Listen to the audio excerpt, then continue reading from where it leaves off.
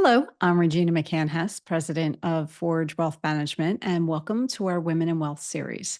Today, I have a new friend with me. And Lindsay, can you tell us who you are, what you do, and what you love about what you do? Yeah, thanks, Regina. So I'm Lindsay Cook. I am a lot of letters. I'm a CPA, a certified public accountant. I'm a certified coach, and I'm a certified financial educator. So for me, what I'm doing on a daily basis is financial coaching. And how that differs from, a wealth advisor such as yourself, or is really I'm working with clients day in and day out to really see how finances work in their day-to-day lives. So, are we spending too much? Do we know the answer to that question? If we need a budget, for lack of a better word, we how do we set one up? How do we be successful about like in that endeavor? And I'm working with individuals and couples. So not only do we have this challenge as single people moving throughout the modern world, but then you add a partner to it who, we're all getting married later. You come in with your own jobs and your own wealth and your own kind of trauma around money. And then it's like, now put everything together and figure out how this works. And it's just really challenging. So working through those, sticking points and really finding systems and behaviors and refining goals and really continuing to work at money and how that works within your life, because it's very, you probably see it a lot in your work as well. Money is very emotional. It's tied to your options, it's tied to your freedom. And so how do we structure that around your values so that you're really kind of getting the most for your money at the end of the day?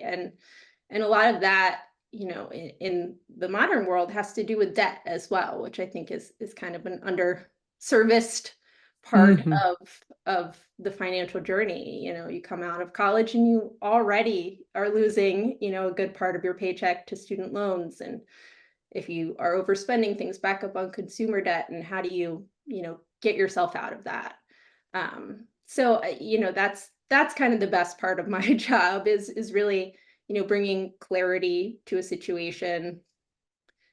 Sometimes for clients, that first meeting, even if it's like kind of not great, we look at everything and we're like, we're not in the best place, just that knowing of like where we are and there are steps that you can take and move forward and really helping to prioritize for them, because there's so much financial noise out there these days, right? You go online and like a lot of my clients are all super smart, right? They all come in and they're like, I read this thing. And I'm like, yes, that's a great idea. But have you thought about this too? So it's just there's so many priorities of like, I should buy Bitcoin and I should and I should have, this much in my 401k. And I'm like, yes, but this is the pot that we're working with, and how do we really align that to you and where you wanna go? And we'll get to all those priorities, but we gotta break them down, like, one by one, or you just get overwhelmed. Overwhelmed, Yeah, right? exactly. Overwhelmed. So that's Yeah. that's, to me, I think the most rewarding part of just, like, taking the overwhelm and being like, "These are the steps. We're gonna work through it. It's gonna be, one day at a time kind of thing, and sometimes things aren't gonna work, and we gotta try something different. We're just gonna keep working at it." And Good. it's been Good a for really, you. really fun journey. And you hit on a couple points, and hopefully I can remember everything that I was like in my head. I'm like, oh yeah, and that, right? Because I was like sitting on my hands, so I didn't interrupt you because you had so many great things that you brought up. So the one thing, money is emotion. And Mhm. emotion, it is such a huge emotion, and it can be something that can protect you. It can be something that destroys you depending on how you're using it or not using it. Mhm. So that was one thing. And then where I love that people are coming to you, especially, people who are now joining in a marriage or a relationship, and they have both been working and they have their own independent stuff. But guess what? Most likely they've never had financial education unless they were like a finance major, and they're expected to know how to do everything, right? And there's nothing. There's no roadmap. There's nothing out there. They'll watch the TikTok videos and everybody's an expert. And like, I love to say to some of those people, like, oh, let's see your balance sheet. Let's see your tax return. Do you really, are you Right. really able to give this kind of advice? Probably not. So the fact that you're able to educate people on stuff that is like lifelong, like important. And if you're getting them that young, you can literally reset their trajectory. So like, uh, I'm just like loving what you're doing. I think, the one thing you learn in your job, I'm sure, and my job as well, is that, personal finance is exceptionally personal. So you take that information that you see on like TikTok or wherever it might be, and you want to implement it. And so, I'll have clients come in and they'll say, I read this book and I really want to use credit card points. And I'm like, okay, like that's a great goal. And if we can make that work for you and for your brain and how your brain functions, that's excellent.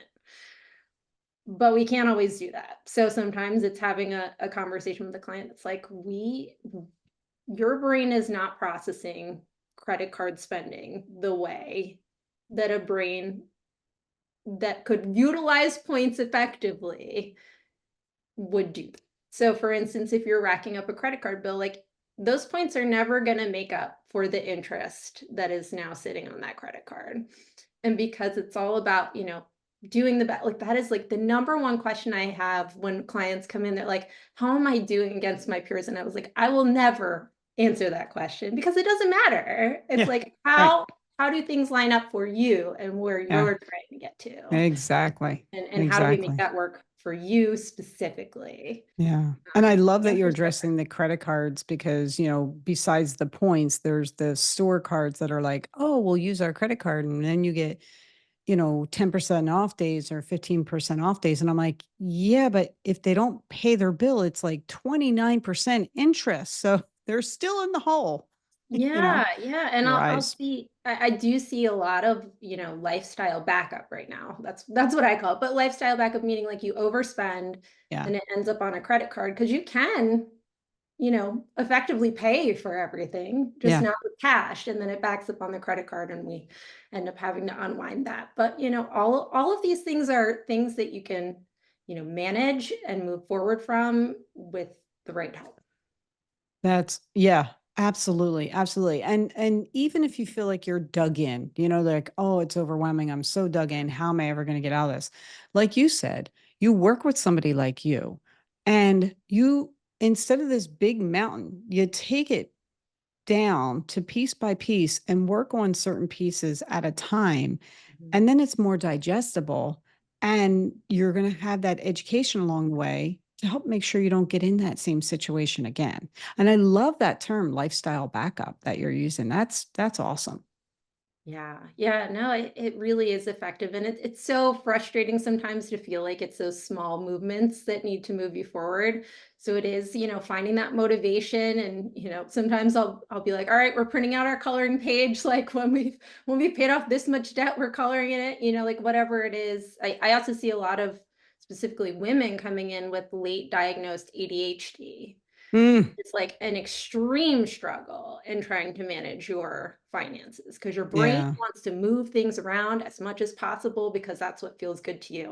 And Yeah. the simpler we can make your finances, usually that's the most effective method. But we've kind of got to trick your brain into being like, okay, it feels good. I'm moving things around, and make Right. that work for you. Right. And you're teaching them a life skill that sadly they should have learned in high school or college, really. I mean, like our country educational system is not doing any of us a service by not making these mandatory classes.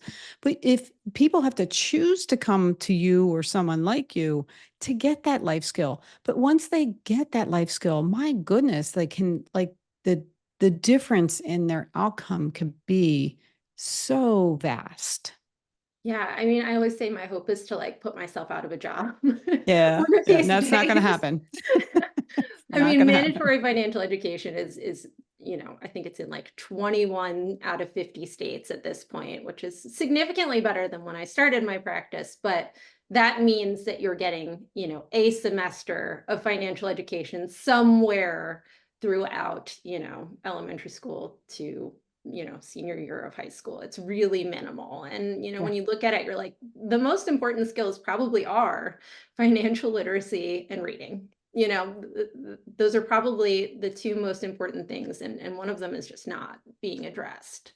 So my hope is that that will continue to grow and push into schools, and we'll have, much more educated consumers coming out of high school. But then, yeah, I think life in general, there's a lot of challenges and a lot of hurdles and not a lot of time to deal with all of those things. So even just having someone who can kind of help you along that journey can be helpful.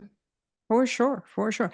And one, I love that the younger adults are now like they're coming to relationships with their own thing, right? In my generation, like when we, got married or whatever, we didn't really have anything yet, right? And so a lot of people in my grouping, we wound up like the blind leading the blind, I guess, unless one of us Mhm. had a foundation. And thankfully, my husband had a foundation, I had a foundation. So we made good decisions, but not all the time.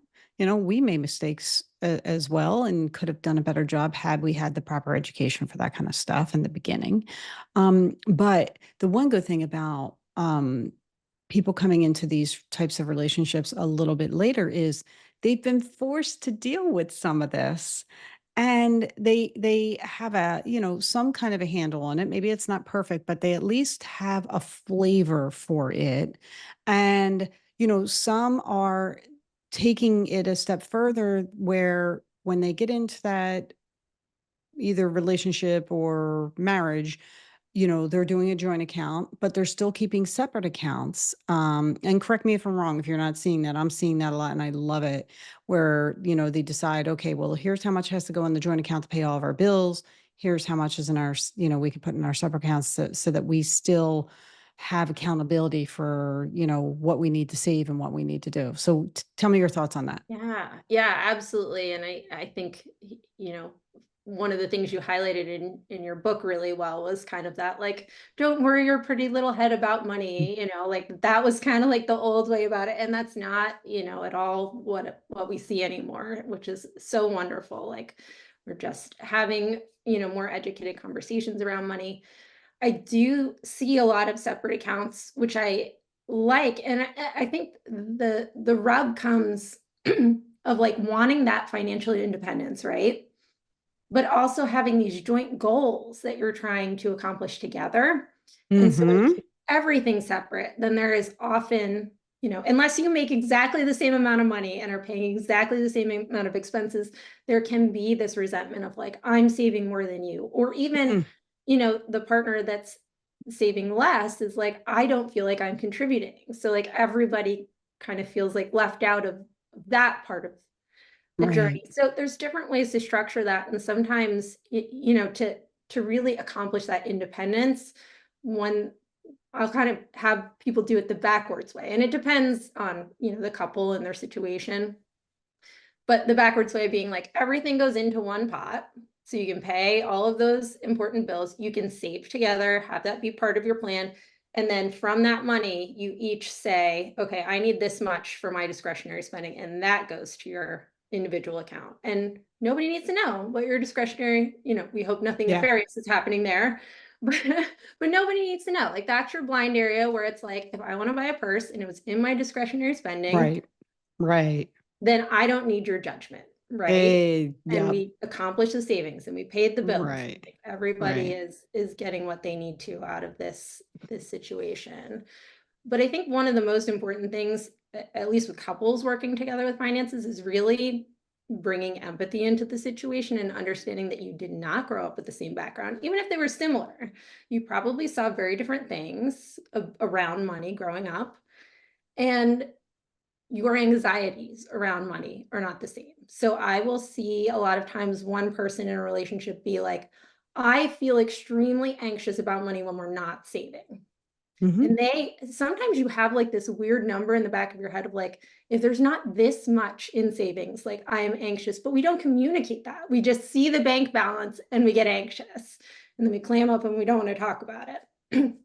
And oftentimes the other partner is totally unaware of that and has like a totally different set of financial anxieties where it's like, you know, I see credit card bills racking up. And so I want to take money from savings and pay those down. And it's like, no, no answer is like necessarily right or wrong. You have different sets of anxieties around things. And how do we kind of work together to make it all feel better so we can all sleep at night?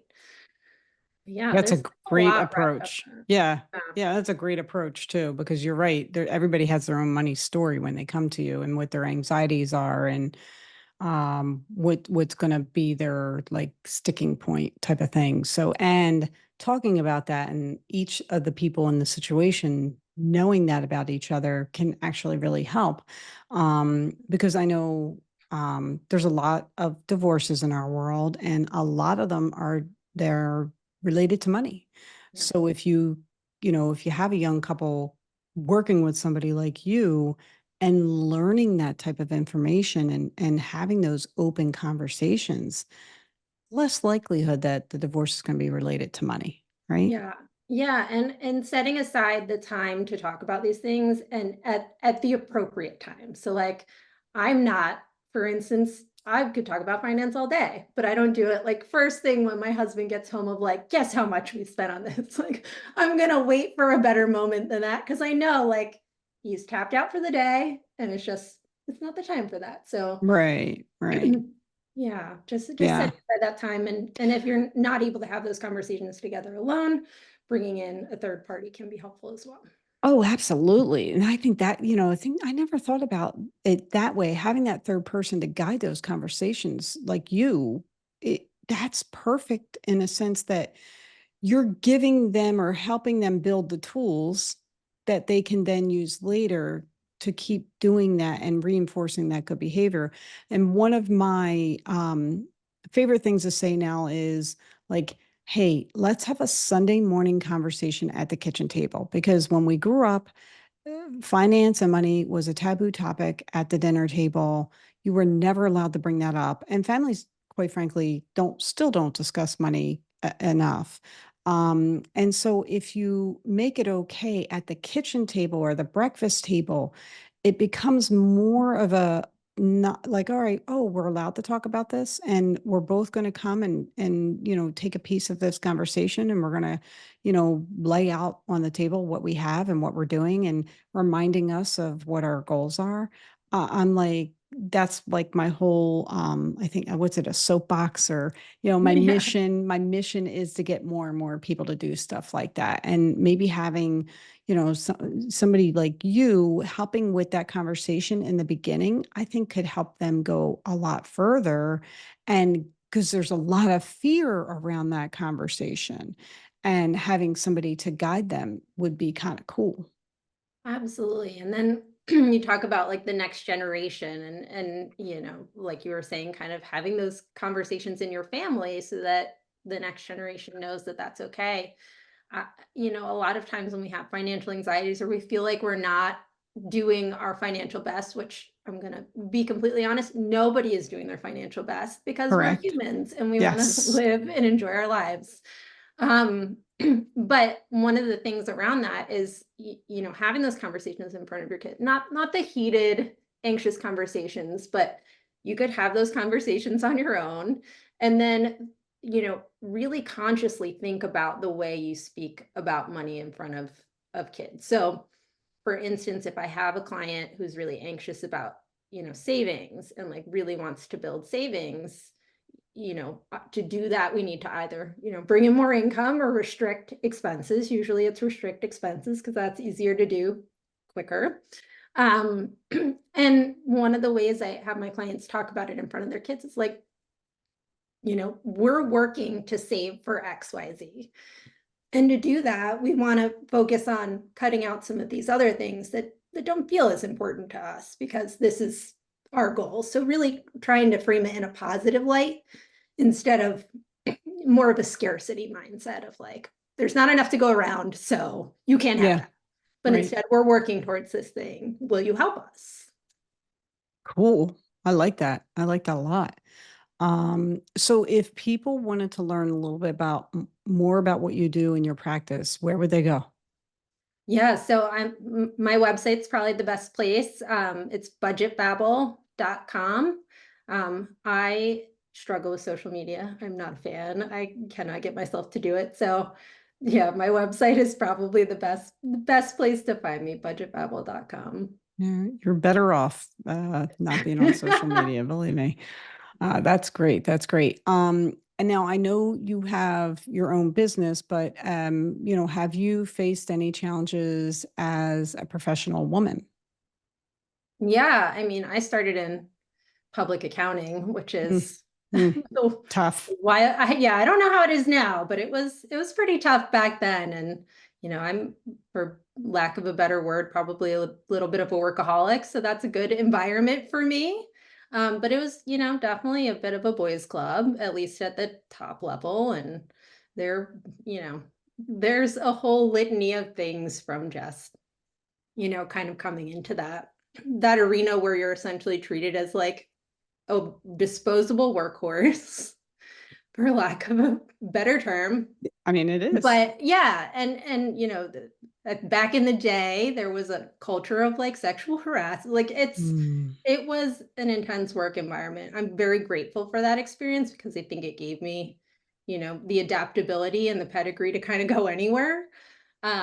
But these days I kind of look at it from the perspective of, my largest challenge now is trying to balance, who I want to be at work, which is like you want to show up and you want to be really present and you want to be prolific and you want to be moving the needle forward constantly. And then knowing, you're a mom too. So my day needs to stop at a certain time so I can go pick my daughter up. And then I want to be really present there too. And yeah. it's just for me that those two competing worlds of, it's very easy, I think, to quantify success from a business perspective. I think we really devalue success from like a motherhood and parenting perspective.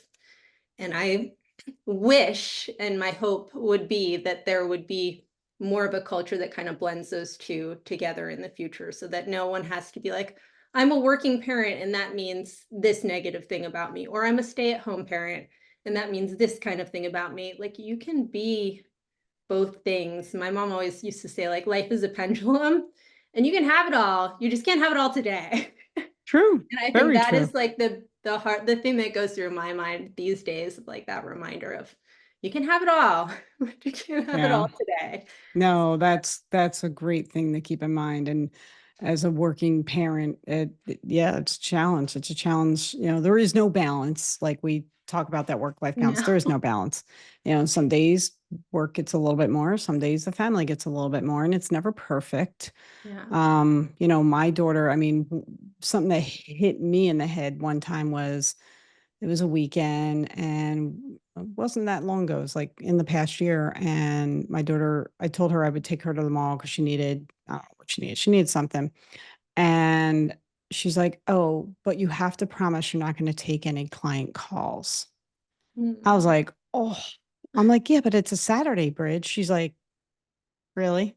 I'm like, "Yeah, okay, I promise." It's so hard. I mean, the guilt, I always, joke, I'm like, I can make guilt out of anything. Yeah, But yeah, I feel yeah, like it's super, prevalent in our society right now is you're gonna feel yeah, guilty for not being a good mom. You're yeah, gonna feel guilty for not giving your all at work that day. Like yeah. it's a struggle. Yeah, and she called me out. I was like, "Oh, that hurt." You raise strong kids. I That's how like, you yeah, know. yeah, I was like, "All right, I earned that. I will be better at that then." Yeah. Woo. you know, not always good. It's a work in progress. Let's just put it that way. There you go. Oh There you go. God. That's Oh all we all God. are, right? Yeah, exactly. So I know that you are busy raising a child and having a family and running your business, but let's like hop into the time machine and talk about what your vision of retirement might be. Yeah, I think I live in the time machine. I'm always like, 40 years from now, like how much muscle tone am I gonna have if I like am this tone now? Oh, I that's think that way great. about retirement too. I'm like, I'm planning for all eventualities. So I'm just, like a squirrel, just stashing things away for like, and I always tell my husband, if you have a midlife crisis and you need to leave your job, or like one of us needs to leave our job at like 50, then this is the plan. If we make it to 60, then this is the plan. If I like like want that. to, so we have like multiple tiers of options.